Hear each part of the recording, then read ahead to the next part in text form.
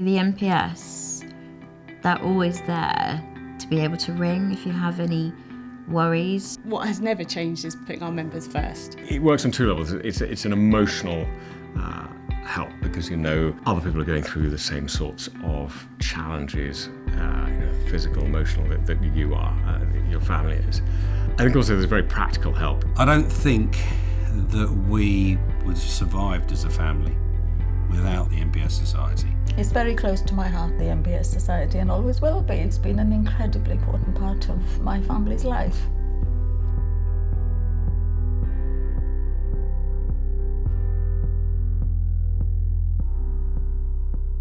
Christine and Robin had a son with MPS II Hunter syndrome, and they thought, we don't know any other families, there must be more families. So they set about trying to establish where there may be other families, and had a little coffee morning in their kitchen at home on a Saturday morning and thought, well, shall we be brave enough and to start an organisation to find other families. So that's how it started.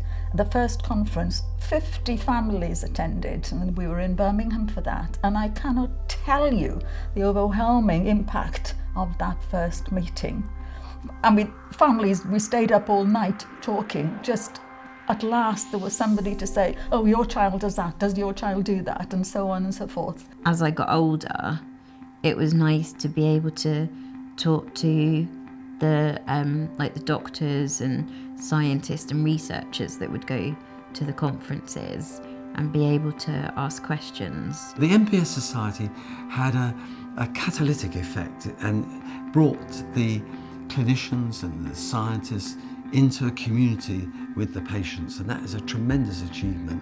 Our two sons were enrolled on the initial clinical trial for an enzyme replacement therapy for MPS II, and since then they have been on that treatment, which has changed their prospects completely. I'm under no doubt that that treatment wouldn't have been available if the MPS Society hadn't done all it's done. 1 in 17 will live or be affected by a rare disease. So that's quite a lot of people if you think about our population. And so what we're trying to do is to say to everybody out there, here we are, we're a rare community. We should have fair access to treatments, especially when they're transformative and they give relief to patients from lifelong suffering, pain and hardship. Surely that's something that society should respect and want. It's just huge now. And for that parent who's suddenly got a child that's born that doesn't make sense in the normal world, now you can help that child. Foremost, it's about being that family for our families.